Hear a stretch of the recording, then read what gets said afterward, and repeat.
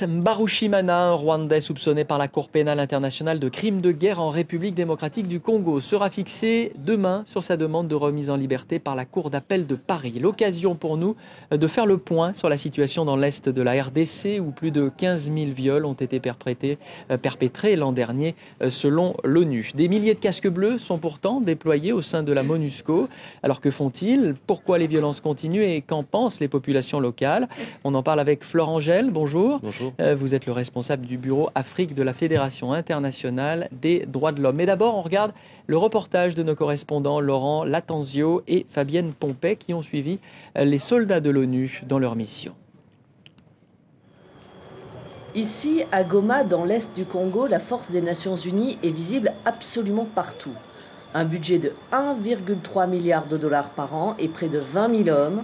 Et malgré cet impressionnant dispositif, la population est toujours victime de groupes armés. À 3 heures de route de Goma, le village de Massissi. Il est protégé par un bataillon de la MONUSCO que les Congolais appellent toujours par son ancien nom, la MONUC. Bon, chaque fois dans le marché se trouve les MONUC ici. Mais c'est le mal à 7 km d'ici. Les gens d'ici nous pillent, chaque jour on pille. Plus à l'est, à Rougari, le commandant Singh dirige un bataillon indien, une centaine d'hommes, dont la principale activité est de parcourir la région à pied par petits groupes, parfois jusqu'à 7 heures par jour.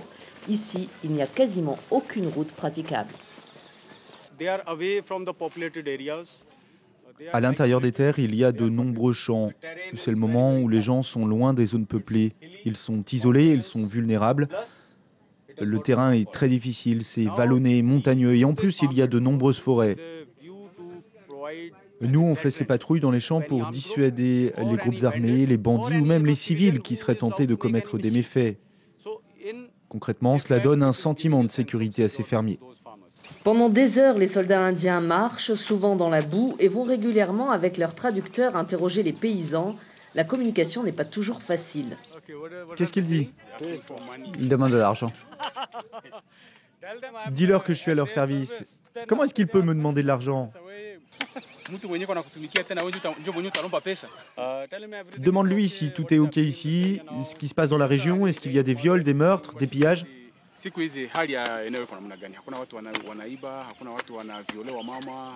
Non, pas de problème. Sous le feu des critiques, la MONUSCO essaie tant bien que mal d'expliquer ses échecs. Quand on compare le ratio de force qu'on a au Nord Kivu, si je vous donne le cas de l'Afghanistan, vous avez quelque chose comme 94 000 hommes de l'OTAN, bien formés, bien entraînés. C'est totalement différent de ce qu'il y a au Congo. Il y a beaucoup de troupes, mais c'est insuffisant par rapport à la nature du terrain, à la densité de la population et au climat. Et la situation ne devrait pas s'arranger. À l'avenir, les moyens de la MONUSCO pourraient être revus à la baisse. Alors Fabienne Pompet, l'auteur de ce reportage, est avec nous par téléphone. Fabienne, quelle est la situation en ce moment? Est-ce que les violences continuent dans l'Est de la RDC? Oui, les violences continuent. On a appris d'ailleurs que samedi, une base de la MONUSCO, non loin d'ailleurs de Massissi, où je suis allée la semaine dernière, une de ces bases a été attaquée par des Maïmaï. C'est l'un des deux groupes en fait qui actuellement terrorisent la région. Les Maïmaï, ce sont des miliciens congolais. Et l'autre groupe, ce sont les FDLR. Ce sont des Hutus, essentiellement des Rwandais. Ils sont là depuis 1994. Ils avaient fui leur pays après le génocide.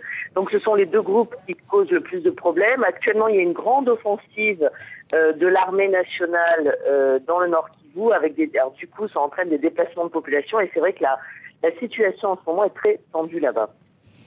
Restez avec nous, Fabienne. Florent Gel, les femmes sont souvent très exposées dans ce conflit, sont les premières victimes. On a parlé de 15 000 viols l'an dernier. Pourquoi? Essentiellement parce que la technique du viol a été utilisée comme arme de guerre. Elle l'est toujours d'ailleurs par l'ensemble des groupes armés. Une constellation de groupes armés qui, au fur et à mesure des différentes guerres congolaises, se sont soit regroupés, soit divisés, mais une des caractéristiques globales, malheureusement, de ces guerres, ça a été l'utilisation du viol comme arme de guerre.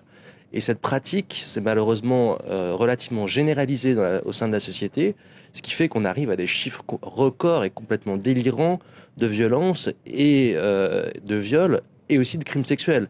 Parce qu'il ne s'agit pas simplement de viols, mais il s'agit d'enfants, de jeunes femmes, de jeunes hommes parfois, qui sont utilisés, emmenés dans les maquis et utilisés comme esclaves sexuels, comme esclaves tout court, ou violés, ou avec des sévices particuliers dont je vous passe la typologie, mais qui sont absolument effrayants. Alors on l'a vu et entendu, 20 000 hommes, plus d'1 milliard de dollars de budget. Comment se fait-il que la plus importante mission de l'ONU au monde n'arrive pas à stopper ces violences ?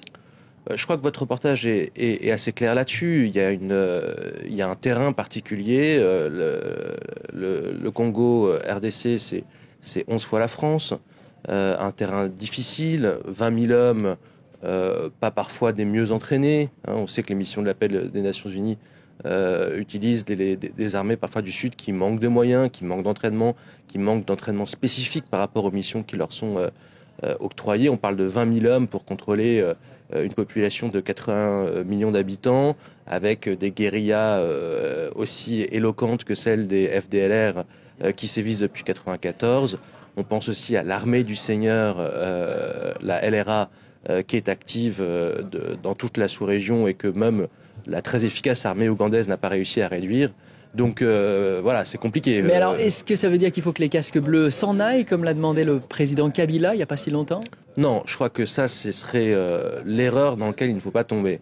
Les questions militaires au sein des Nations Unies sont compliquées. Il y a 4 points militaires pour arriver à des fins militaires et à une efficacité militaire dans les opérations de maintien de la paix. Il y a d'abord une stratégie efficace.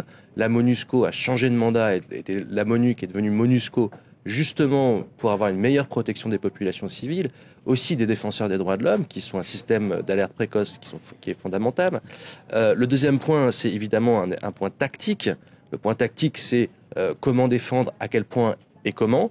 Et ensuite, il y a évidemment les règles d'engagement et enfin la projection des forces, des hélicoptères, etc., ce dont manque cruellement la MONUSCO.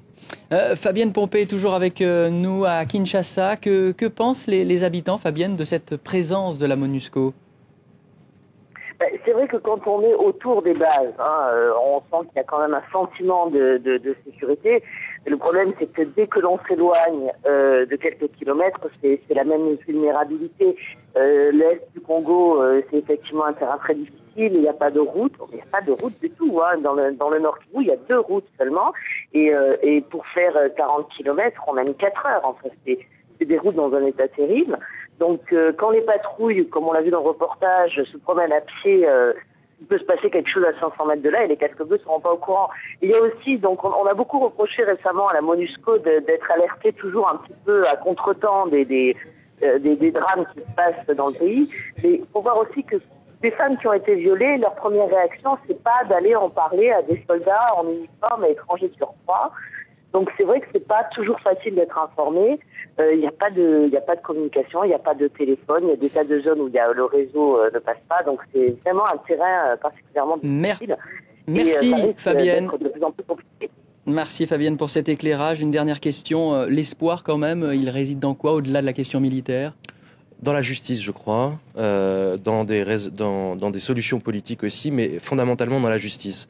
Il faut réinstaurer un ordre, mais pas un ordre martial en République démocratique du Congo. Il faut certainement rétablir un ordre moral qui passera par la justice. Des grands criminels, on a parlé de Calix Mbarushimana dans vos titres, c'est évidemment une action importante contre les militaires, contre les bandes armées et surtout pour les auteurs des viols. Donc la justice avant tout.